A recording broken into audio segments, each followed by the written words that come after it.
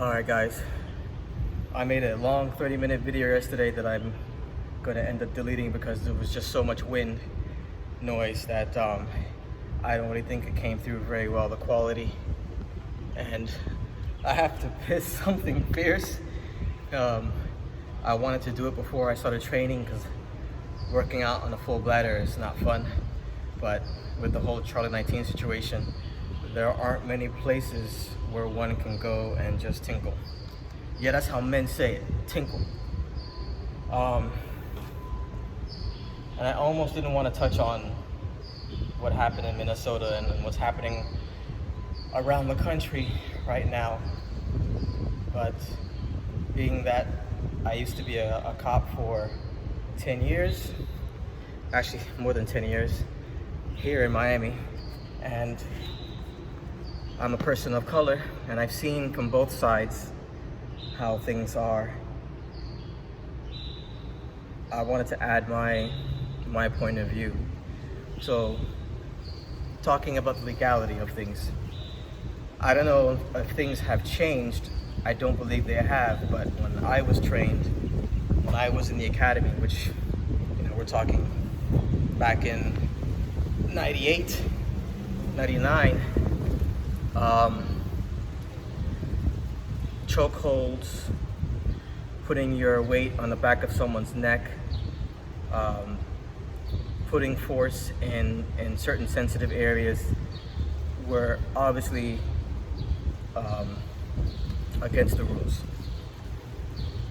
I understand that sometimes in a stressful situation where things are getting kind of heated and violent, you're dealing with a combative subject, sometimes you'll do things like punch someone square in the face, And I also know that some of the non-lethal measures are kind of, let's say, useless sometimes. I've employed the taser more than a few times, and if somebody's wearing, say, a baggy sweater or something and the barbs don't hit the skin, it's not gonna work. Pepper spray sometimes doesn't work because when someone's hopped up on adrenaline or drugs, they don't get affected by that. So sometimes all you have is your brute strength. But here's the thing, in that video, and I'm sure by now everyone has seen it, George Floyd, the victim here, and he is a victim of murder. He wasn't violent, he wasn't combative, he wasn't resisting, and if you argue that he may have been resisting before, he wasn't resisting at that time. There was absolutely no need to pin him down in that way.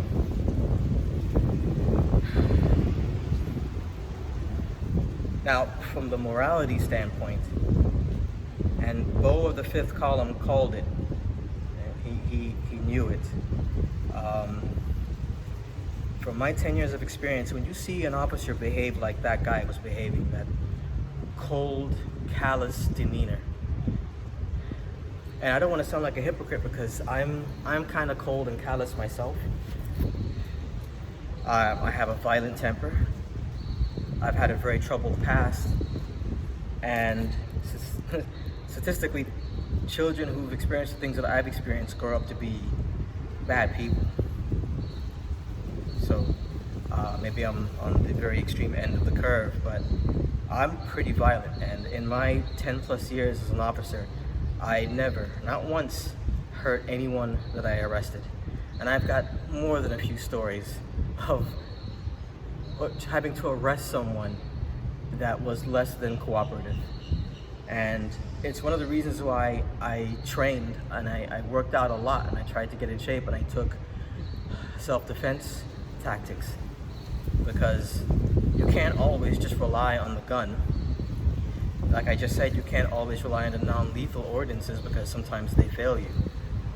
Sometimes you just have to get in there and be strong, and be smart, be cunning, and not be ruthless, not be sadistic.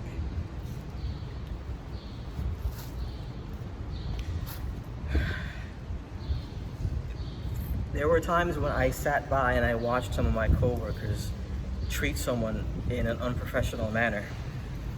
And I'm not defending any of the officers that stood by and watched as this victim was essentially tortured. It's just that when you're a colored officer, especially when you're working in a department that's run by white racist superiors, sometimes it's either your career or speaking up. And I spoke up in the past when I was an officer, and I ended up getting punished for it numerous times. I could cite dozens upon dozens of examples where I got written up for the most trivial things, like walking into the roll call room at the hour. So let's say the shift starts at 1400, I walk in at 1401, 1430.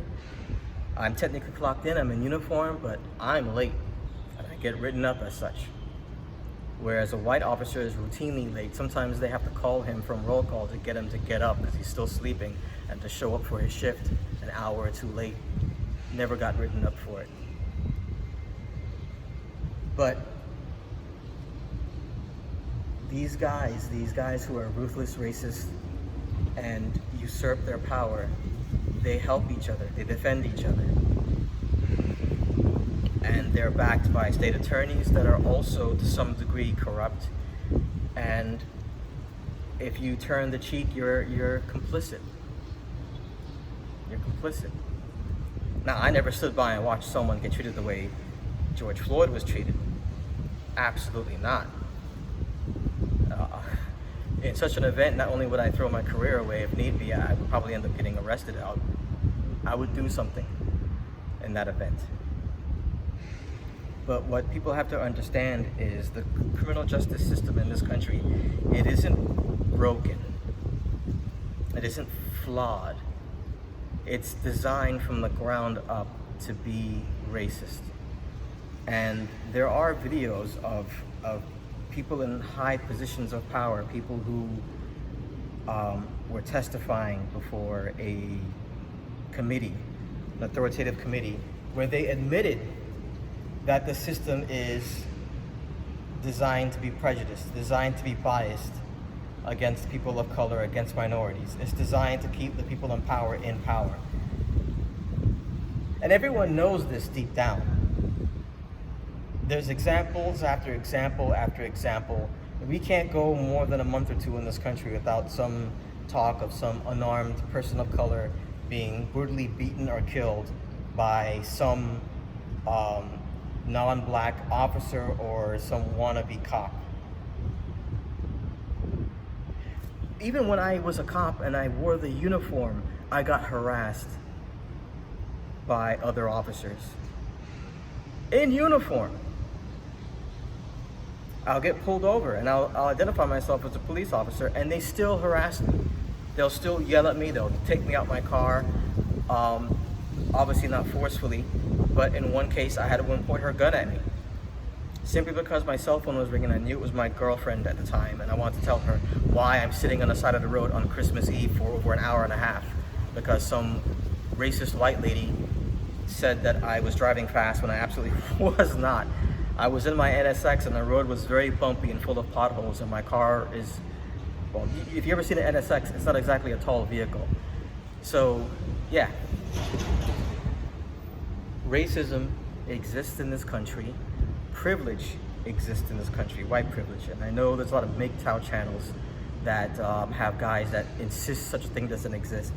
I recall seeing a video of some professors debating about societal issues, and it was what's that guy's name, Jordan Peterson, who sounds smart most of the time, but if you really listen to him, he says a lot of nothing. And he made some comment insisting that a colored commentator that was on the stage with him prove that white privilege actually exists. And as the commentator was answering this question, Jordan Peterson said, well, how can you quantitatively prove that it exists? Quantitatively, give me a number. I guess he was saying that, you know, how much should a person have to pay for reparations or whatever. And I'm like, dude, that's not the point of the argument. racism exists, if you are a white male, the chances of you being arrested for a crime compared to a black male is significantly lower. If you are a white male, the chances of you getting killed by a police officer is significantly lower. By any police officer, black, white, other. If you are a white male, your economic opportunities are greater than they are for a person of color. If you are a white male, your chances of hooking up with a good-looking girl is better than it is for a guy who's color. Maybe not with the younger generation. I've noticed the younger generation, they're more open-minded to interracial relationships, but I'm old. I'm in my 40s, and I know how just a couple of decades ago when I was dating a white girl, there were numerous times where I would end up almost getting into a fight because some white guy wanted to just walk up on us and fight us fight me because I'm walking with a white girl holding her hands. So if white privilege doesn't exist, then racism doesn't exist. You can't have one without the other. I don't agree with the rioting and the vandalizing, but I most certainly can understand it. And I pose this question. If kneeling during the anthem in a football game caused so much hatred and ire, what's the other option? Should people of color in America just accept that this is how things are, hashtag this is America? I don't think so. They shouldn't accept Jim Crow laws half a century ago, and they shouldn't accept police brutality today. So I pose the question, if not kneeling, if not rioting, if not standing out in the corner with signs saying Black Lives Matter, then what? Because it seems like anything that they do to say, hey, guys, could you maybe not kill us for no reason, please? That pisses people off just to ask that question. Seems quite reasonable to me.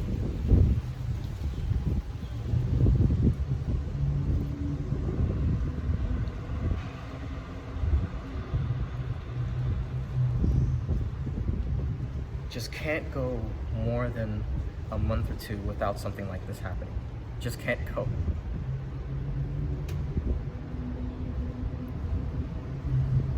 And I still remember that Abba and Preach video where they were talking about how Europeans think they're so much better than Americans.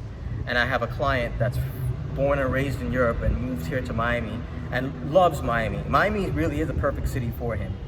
I'm not gonna go into detail why, but he loves this city. Sometimes he denies it, because when I bring up what a garbage city Miami is, and he's like, well, I don't really love Miami, but this is my home. Whatever. I mentioned to him how I know that Europe would be better, but he always likes to bring up that Europe is just as bad, if not worse, and I would say, well, and I would say the same thing to Abba and Preach's video. When's the last time you've seen a video of police officers brutalizing a person of color and killing them in Europe? Because Abba and Preach were citing examples of soccer players throwing bananas at the field at colored athletes and wearing monkey masks. I mean, if that's the extent of the racism, and yeah, I'm sure there are some people of color getting beat up every now and then, but are they being murdered?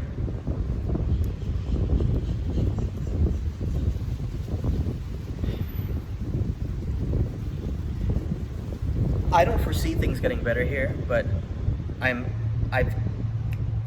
what is this? Kyle Kalinske, he made a recent video, and I watched it, a good video, and he cites some things that need to be done in this country to improve the way things are for people of color. And I don't see any of these things happening, but I don't remember all of them, but I know the justice system needs to be reformed dramatically. The buddy-buddy system between state attorneys and police officers needs to end. Police officers need to be held accountable, and more measures need to be taken to hold them to account for the actions that they do. Because the guy I forget the guy's name, Derek Chavar or some nonsense, the police officer who was kneeling on George Floyd and potentially murdered him. Um, I don't remember the details, but has numerous use of force complaints against him. This guy should have been removed from the department a long time ago, but that's just the way it is in this country. Some police officers, especially white officers, can get away almost literally with murder and not be held to account. And if they are held to account, the most that'll happen is that they may get fired or they may go work for some other agency. And I was never cop material. I became a cop because I was idealistic. I thought I could make a difference, but it wasn't so nuanced, and I just didn't get along with most of my coworkers. I hate the sort of macho, wannabe, tough guy, soldier attitude. I hate the locker room, butt smacking, I hooked up with your wife last night nonsense. To me, it's like dealing with children. I felt like I was just dealing with a lot of adult children. And pettiness it's like being in high school. Backstabbing, it was just ridiculous. I'd much rather work for myself with my own business than to deal with these morons. And I'm telling you, some of them were just drop dead dumb. Rock bottom dumb. And it scared me that they were able to wear a uniform and have a gun. Not saying most police officers are like that, I'm just saying some of the ones I worked with. The vetting procedure isn't very good. I wish I had moved to Europe decades ago. I really do. But I just wanted to give my 2 cents, man. That's all I have to say about that. I should have made a script. There's other things I wanted to bring up. I could tell you dozens and dozens of stories about my own experiences with racism, both in and out of uniform. But I mean, what's the point?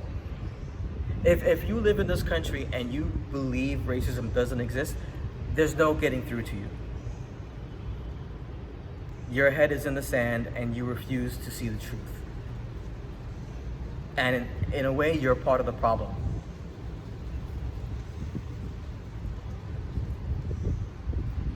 I don't know. All right, guys, take care.